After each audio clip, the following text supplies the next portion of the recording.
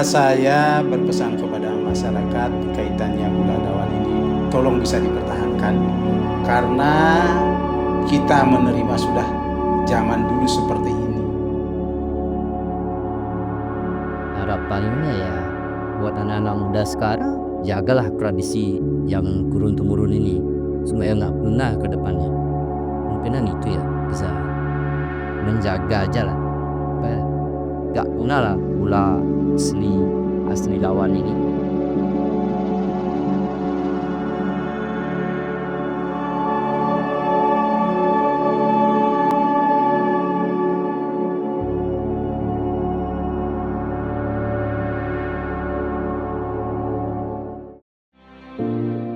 Desa Besan, sebuah desa asri yang terletak di Kecamatan Dawan, Kabupaten Klungkung, Provinsi Bali.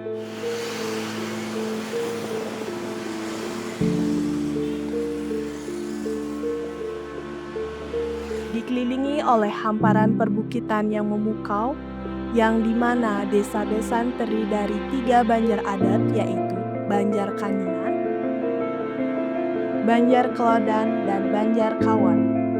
Dengan jumlah penduduk 2.873 penduduk, yang dimana mata pencarian dari penduduk Desa Besan sebagian besar terjun di bidang pertanian dan juga di bidang pariwisata.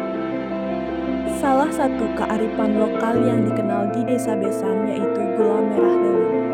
Gula merah dawan ini tidak hanya menjadi sumber kehidupan, tetapi juga mencerminkan kearifan lokal yang diwariskan secara turun-temurun. Kecamatan Dawan terdiri dari beberapa desa yang menekuni pembuatan gula, khususnya Desa Besan. Desa Besan memproduksi gula merah dawan dikarenakan potensi alam yang melimpah, terutama pohon kelapa yang tumbuh subur di daerah ini. Kelapa menjadi bahan utama dalam produksi gula merah dawan dengan nira yang diambil dari bunga kelapa. Agar nira kelapa menjadi gula yang dikonsumsi ataupun menjadi bahan tambahan dalam olahan makanan, pohon kelapa melalui proses yang panjang.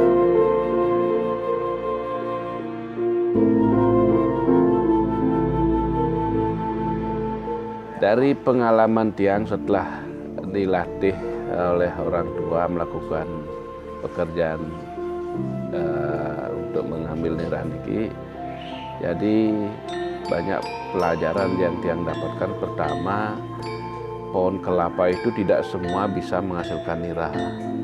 Ada jenis-jenis pohon nira khusus yang mempunyai ciri-ciri untuk bisa menghasilkan nira dan tidak. Yaitu yang pertama, itu dari segi warna buah. Kebanyakan warna buah yang warnanya hijau itu lebih mau menghasilkan nira daripada buah yang warnanya merah.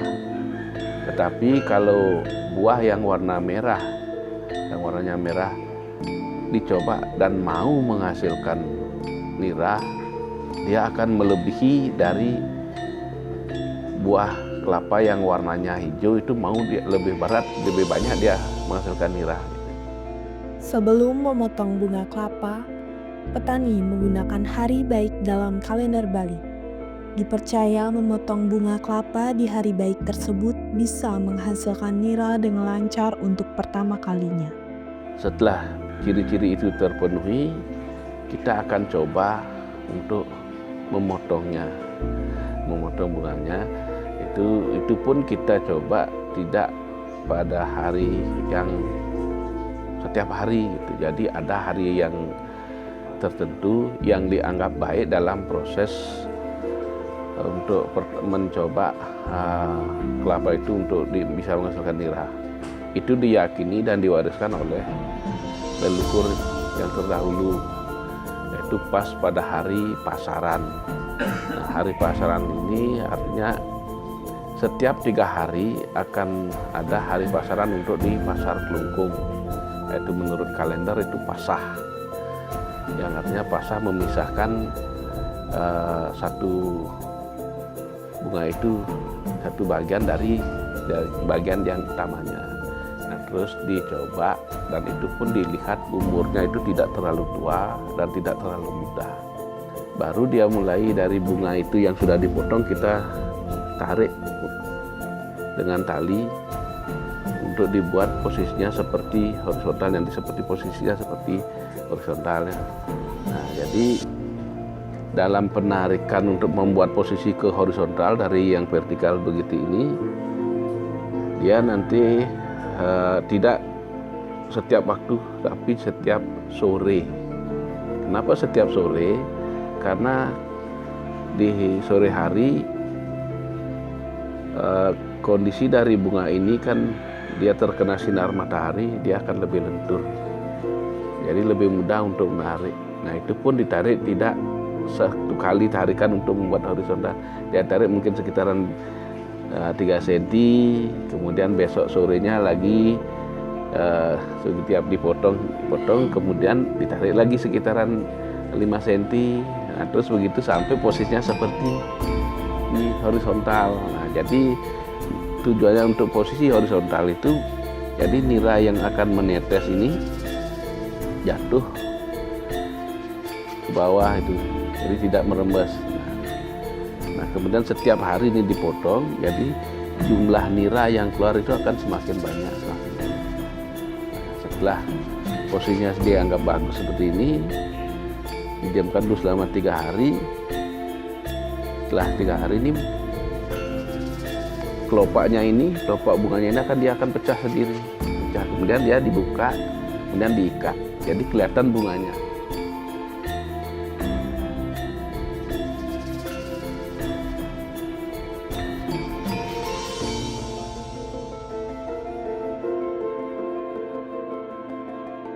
Kenalkan, nama Tiang dengan Juliano dari Desa Besan, Kecamatan Dawan, Kabupaten Kelugu. Kurang lebih pas corona itu 2020 kalau nggak salah, 2020 itu udah mulai pertama kalinya itu udah 2020. Oh, itu keturunan itu dari turun-temurun dari bapak, nenek, dulu kakek. Mayoritas di sini pekerjaannya seperti itu, penyadap nira. Nira kelapa bisa dipanen minimal 10 tahun dari penanaman. Sebelum menyadap nira kelapa, petani menyiapkan fermentasi batang nangka yang diiris dan dicampur dengan kapur sirih. Agar nira tidak asam saat dipanen di kemudian hari, yang disebut dengan lau. Ya, kapur sirih sama batang nangka itu yang dicampur, jadinya lau dia. Lau namanya kalau di sini. Pokoknya dicampur, kasih dikit lah, biar kalau istilahnya biar nggak asam gitu nanti. Kalau diturunkan durasinya dia lama, 8 jam minimal dia baru bisa diturunkan. Kalau nggak dikasih gitu asam dia, jadi kayak pergas, jadinya kayak arak lah. Kalau mau membuat gula merah harus wajib ada launya. Bunga kelapa tidak serta-merta mengeluarkan air kelapa. Perlu proses pengirisan terlebih dahulu agar tangkai bunga kelapa mengeluarkan air yang disebut sebagai nira kelapa ketika tangkai tersebut dipotong. Prosesnya ini manja dulu, habis itu sampai di atas kan ada bunga kelapa namanya dia. Bunga kelapanya itu diiris, kan keluar niranya tuh dari sini. Itulah yang disadap. Kalau udah lancar gininya baru dimasukin batok kelapa itu yang namanya beruk itu loh, isti yang dipakai biar penampungan niranya itu yang dipakai. Hal yang serupa dijelaskan oleh petani gula merah lainnya. Dirasa karena sudah deras niranya menetes, begitu dibuka dia langsung dimasukin. Kalau dulu namanya beruk yang dibuat dari kelapa yang sudah tua itu dihilangkan isinya, kemudian dibentuk seperti seperti kayak mangkok. Nah, kemudian diisi tali tiap sampingnya, kemudian itu dipakai dan diisi pengait dari. Nah, terus ditutup pakai, kalau dulu pakainya dari namanya tapis itu selaput yang membungkus pangkal pelepah pohon kelapa itu pakai tutup, kemudian talinya dipakai daunnya ini, daun kelapa ini. Nah, tapi Kalau sekarang sudah beralih kadang-kadang pakai baju bekas, pakai kampil. Karena apa? Karena ada hama itu tawon yang kalau sudah musim panas itu biasanya tawon banyak yang menyerbu nira ke bunga atau ke proses yang pangkal yang sudah menghasilkan nira. Bahkan niranya itu bisa habis dimakan oleh tawon itu. Nah, juga berbahaya untuk petaninya karena begitu dibuka pembungkusnya, dibuka tempurungnya ini, makanya ini tawonnya berterbangan. Nah, karena saking paling ada yang nempel ke pipi, ada yang kadang-kadang nempel ke mata gitu. Nah, itu dia langsung menyengat. Nah, itu. Nah, sekarang kalau udah pakai kampil atau pakai baju bekas, dia terlindung dari tawon, kemudian terlindung dari air yang masuk ke. Proses ini dilakukan 2 kali dalam sehari, yaitu di pagi hari dan sore hari.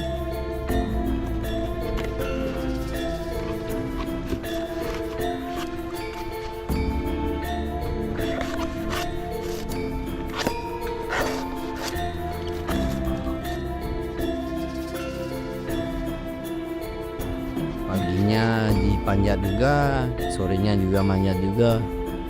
Artinya tuh 1 hari 2 kali. Cuma bedanya hasilnya aja. Kalau pagi hasilnya kan durasinya dia di atasnya lebih lama, 8 jam lah. Dari sore kita ngambil, paginya kita ambil lagi. Karena saya bagikan hasil banyak. Kalau dari paginya kita nyadap nira, sorenya kita ambil lebih sedikit deh. Jadi nira yang keluar dari pohon kelapa itu akan berbeda antara dipanjat pagi hari dengan sore. Kalau sore kita manjat biasanya ada yang mulai jam 3 sore, ada yang jam 4 sore. Kebanyakan sih jam 4 sore. Jam 4 sore mungkin selesainya ada yang jam 6, ada yang 7, bahkan ada yang sampai jam 8 malam. Ya, malam itu tergantung kebiasaan dari masing-masing pemanjatnya itu. Nah, kemudian anggap dari jam 7 sampai besok pagi jam 7 pagi. Nah, jadi kan 12 jam ya. Nah, jadi niranya untuk menetes itu akan lebih banyak karena kondisi dari tangkai ini, dari bunga ini dia akan kondisinya dingin. Jadi menetesnya akan lebih lama. Nah, kemudian dari pagi jam 7 sampai jam 4 sore dia kan berapa tuh, sekitaran 6 jam ya. 6 jam, jadi dia lebih pendek dan kondisi bunganya ini panas, tersenang dengan matahari, jadi netesnya akan lebih sedikit. Nah, makanya kalau pagi naik mungkin dapat sekitaran 2 liter, mungkin sore paling banyak dia 1 liter dari satu pohon itu.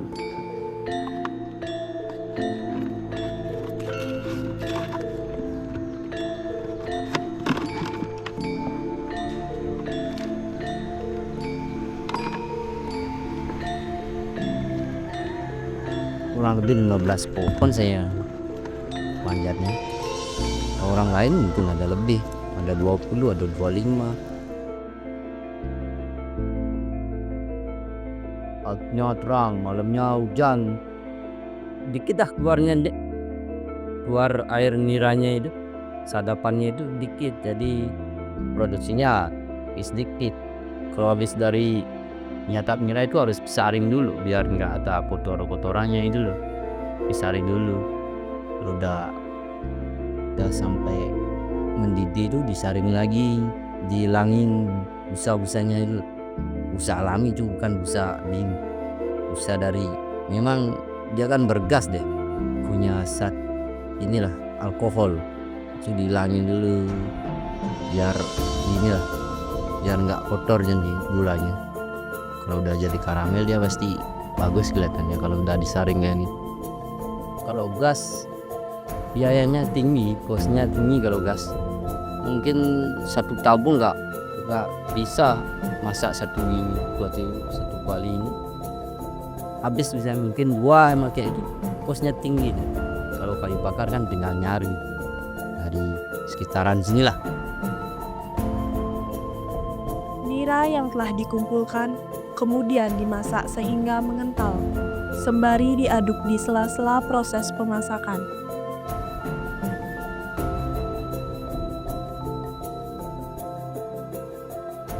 Lalu kalau dimasak dia itulah jadi karamel, saringnya itu yang jadi karamel.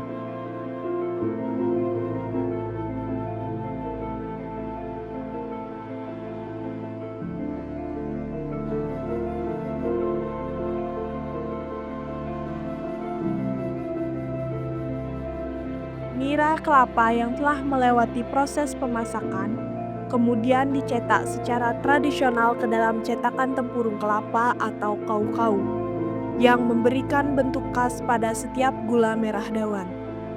Sebelumnya, cetakan gula dawan dilapisi dengan daun pisang terlebih dahulu agar memudahkan proses pelepasan gula merah dawan di cetakan.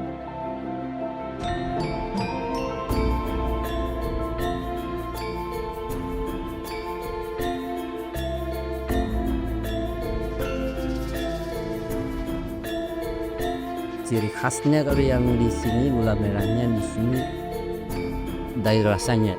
Rasanya kalau orang bilang sih gurih, manis, beda. Mungkin tempat lain nggak tahu mungkin keunikannya gimana. Kalau di sini banyak yang ngomong ini ya gurih rasanya, manis dan gurih lah. Aromanya pasti manis nih kalau gula asli sini. Rasanya yang membedakan gula dawan sama gula daerah lain. Proses yang panjang hingga gula merah dawan dapat berubah menjadi gula merah dawan yang berkualitas dengan nilai ekonomis yang tinggi dan diburu oleh banyak konsumen yang menghargai produk alami dari olahan kelapa ini. Nggih, suksema perkenalkan nama tiang Nika Dea Trisnayanti, sedulur Nike Om Swastiastu, tiang selaku pengepul gula merah Desa Besan yang berada di wilayah Desa Besan. Kalau saya cerita dari awal, mungkin kalau nggak salah Nike di kisaran tahun 2013 Nike tiang awal mula artinya merintis usaha tiang selaku pengepul gula merah. Kebetulan waktu Nike ampun wonten kegiatan napi Nike, jadi tiang inisiatif untuk bisa napi ya usaha yang bisa tiang kembangkan ya Nike tiang merintis menjadi pengepul Nike.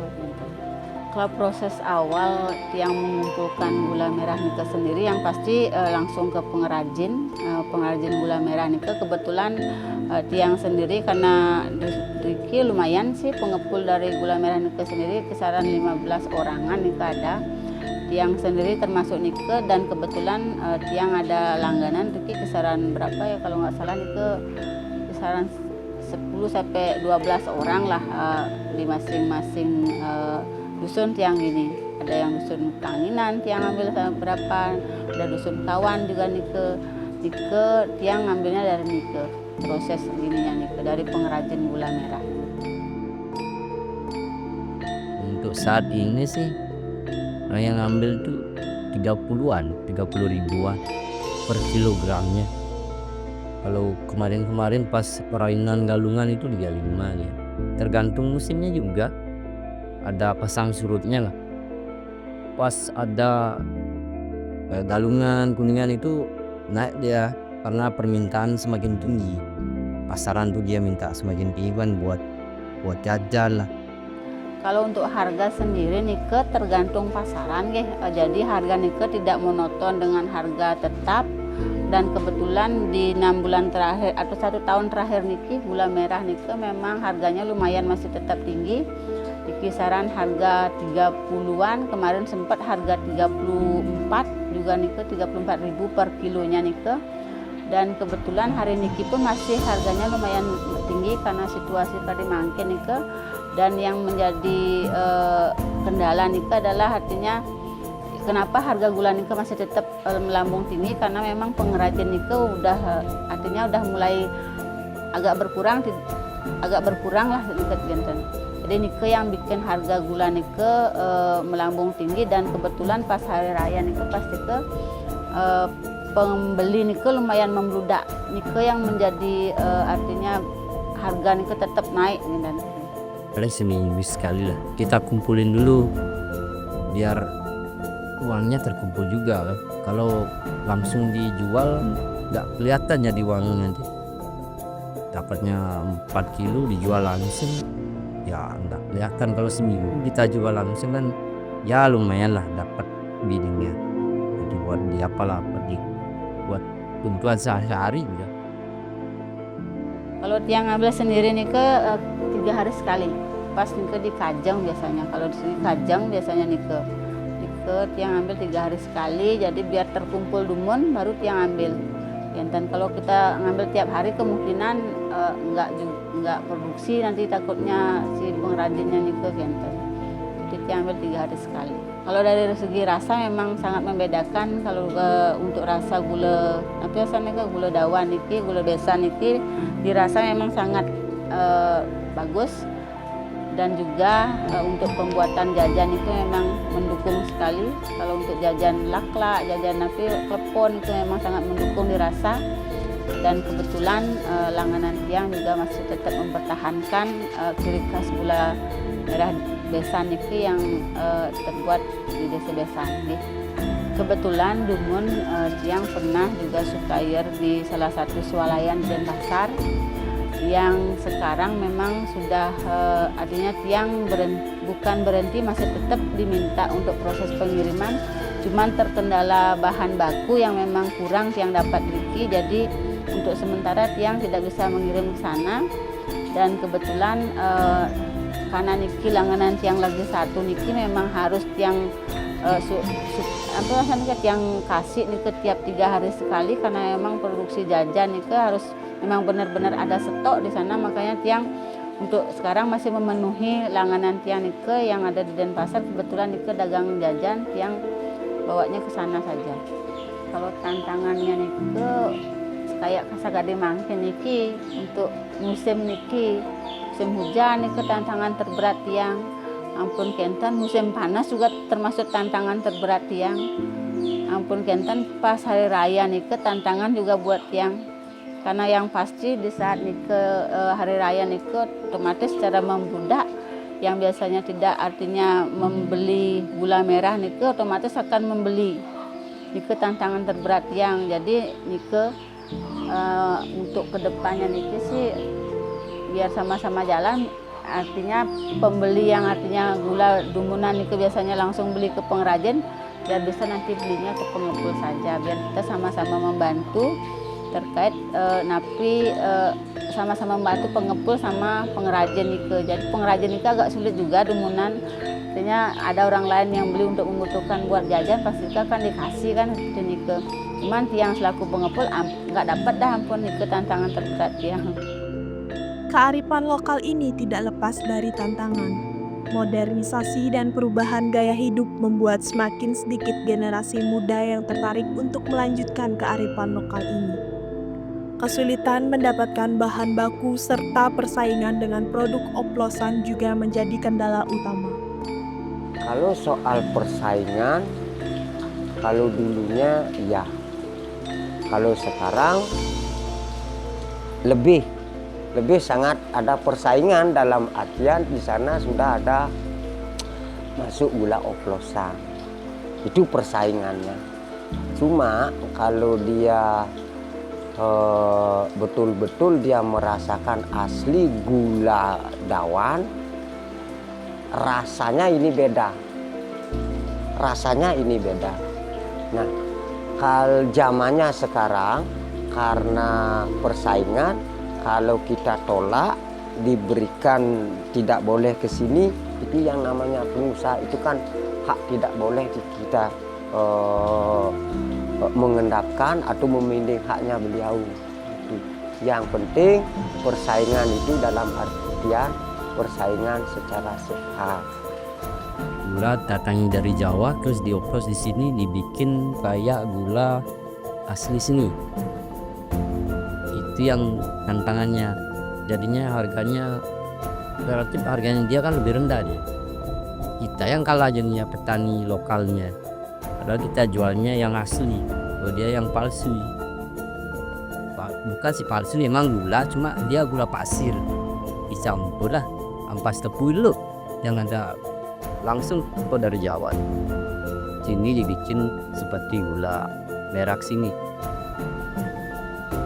Kalau gula oplosan itu bedanya bila mana oplosan itu agak-agak ada serat di sana. Karena ya ampasnya pasti ada. Kalau itu dari gula tebu. Kalau bentuknya Pak, kalau yang oplosan sekarang dia mendatangkan gula tebu, cetakannya lain. Dia masuk ke sini, disinilah dirubah cetakannya menyerupai cetakan gula yang tradisional yang dulu. Kalau gula merah asli Pak, banyak dia yang dapat masukkan, dia rasanya beda. Dan yang si beli itu bisa membedakan, itu rasanya. Lantas gula Bali asli besan ini bisa dipakai kita. Di tahun 2024 tercatat 116 orang petani dan pengrajin gula merah yang masih aktif di Desa Besan, Kecamatan Dawan, Kabupaten Kelungkung. Terdapat 5 orang petani gula merah berusia 40 tahun ke bawah. Kalau pesan untuk anak muda, gimana ya saya bilangnya, karena mungkin kebanyakan ampun ke Denpasar, jadi sedikit berkurang lah untuk minat anak-anak nike. Kalau pesan tiang sih bisa masih dipertahankan, masih sih ada beberapa yang memang melanjutkan. Sekarang kalau tiang sendiri sih masih melihat ada beberapa kisaran 5 orang lah masih bisa melanjutkan tradisi niki ke depannya. Kalau untuk yang baru-baru tamat sekarang kemungkinan ampun tidak bisa mengharapkan gitu. Anak muda sekarang kan nggak ada yang mau nyadap kelapa sawit. Paling dia di inilah tamat SMA nyari kerja keluar, nggak mau saya lagi. Mungkin sebelah saya mungkin nggak ada yang mau naik kelapa lagi. Sebelah generasi saya lah. Semakin tahun ya semakin sedikit SDM yang punya skill manjat dulu. Itu skill juga itu kalau manjat. Kalau untuk pesan-pesan tiang pada generasi, jangan kita malu baru sebagai petani, karena banyak petani gula merah yang mampu menyekolahkan anak-anaknya sampai ke tingkat sarjana. Kenapa kita harus bertahan di kota kalau memang sudah tidak bisa merubah keadaan kita menjadi lebih baik? Toh juga kita di desa, kita bisa hidup. Kan di Besan ini banyak sarjana-sarjana yang lahir itu dari hasil jual gula dari petani gula merah. Makanya kita lakukan pekerjaan kita walaupun itu sebagai petani gula merah. Apalagi sekarang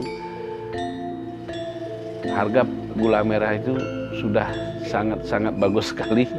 Kalau dulu masih zamannya yang itu masih tahun 2000-an itu harganya masih kisaran 10.000, 12.000 itu paling mahal dah.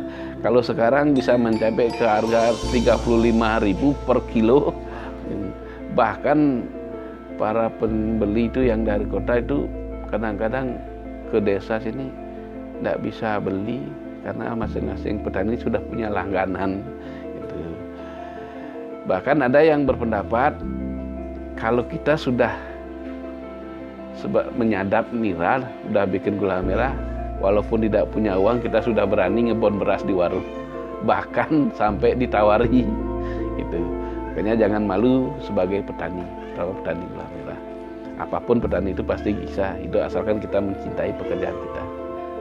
Mungkin itu pesan-pesan yang bagi generasi yang sudah tidak sanggup bertahan di kota, mari kita kembali ke desa, membangun desa, walaupun itu sebagai petani. Gula dawan murni menjadi komoditas yang hanya bisa ditemui di daerah-daerah tertentu saja, seperti di Desa Besan. Nama saya Iketer Yase, perbekal Desa Besan. Terkait dengan pembuatan, kenapa yang disebut dengan gula dawan? Karena itu memakai nama kecamatan. Karena tempo hari itu yang memproduksi gula adalah Desa Dawan Kelot, Desa Dawan Kale, termasuk Desa Besan. Nah, kemudian seiring berjalannya waktu, itu yang paling banyak untuk menggeluti daripada pembuatan gula merah itu adalah Desa Besan. Oleh karena itu tetap kita memakai nama Kecamatan Dawan. Tentu dalam pemasaran ini pemerintah artinya sangat-sangat terlibat kaitannya dengan gula ini. Kalau tidak seperti itu, kalau diserahkan kepada masyarakat paling-paling hanya dijual di warung.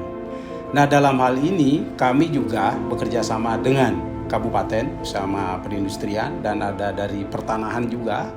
Kemarin terkait dengan masalah pemasaran, kemasannya harus bagaimana dan apa yang harus dipakai mengemas sehingga gula itu betul-betul kelihatannya bagus. Nah, kemudian ini pun sudah ada yang memasarkan sampai ke swalayan-swalayan yang ada di Denpasar, Tiara Dewata, seperti itu sudah ada yang berdagang sampai ke sana. Kemarin sesuai dengan data dari LPPM yang disurvei langsung ke masyarakat, keunikannya luar biasa.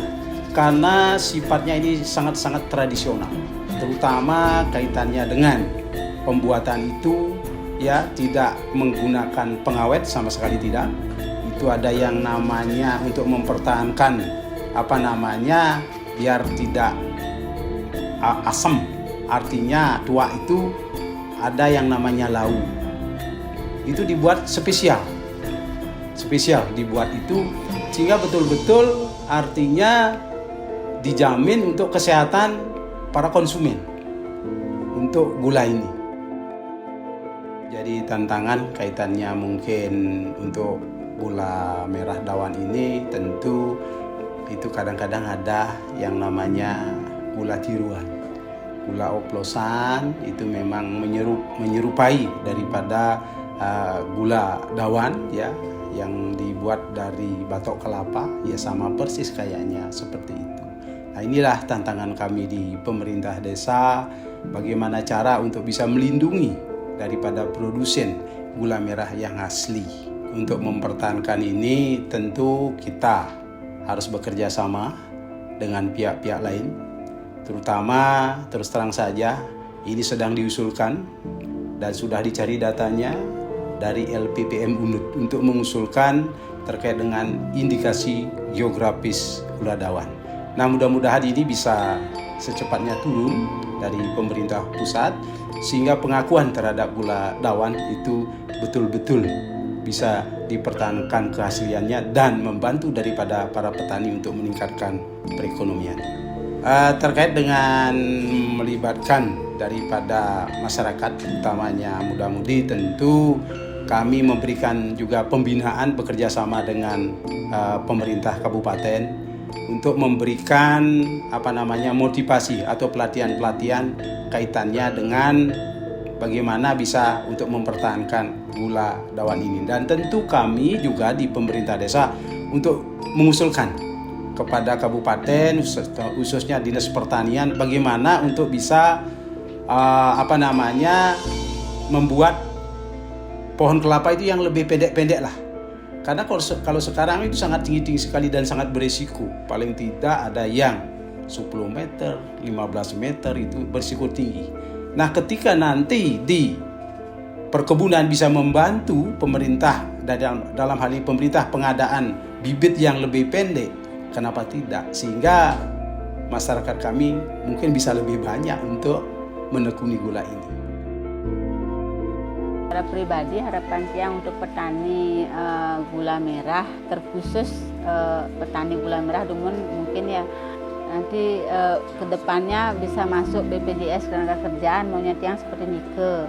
agar Nike kedepannya bisa menjamin lah artinya petani-petani Nike agar bisa nanti kedepannya bisa menjamin untuk kelanjutan kedepannya kenten. Yang sih maunya seperti Nike, yang maunya petani Nike ataupun yang lain yang punya usaha agar bisa mendaftarkan diri Ring BPJS Ketenagakerjaan yang nantinya pasti akan yang bantu terkait pendaftaran tersebut karena masyarakat masih sangat minim terkait pengetahuan tentang apa kegunaan BPJS Ketenagakerjaannya Nike kenten.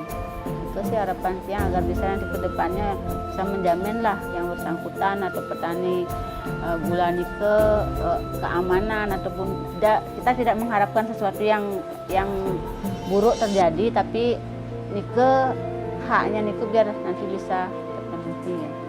Kalau tiang prediksi ini gula merah ini tidak akan sampai punah. Yang yakin itu. Cumanya mengurang itu, produksinya mengurang itu karena tenaganya ini sudah ambil alih pekerjaan gitu. Kalau sampai punah tiang yakin tidak ada. Pasti akan berlanjut walaupun kecil. Mari kita hargai, lestarikan dan dukung keberlanjutan gula merah Dawan sebagai wujud cinta kita terhadap budaya dan tradisi Indonesia. Karena menjaga warisan adalah cara kita menghormati masa lalu dan mempersiapkan masa depan.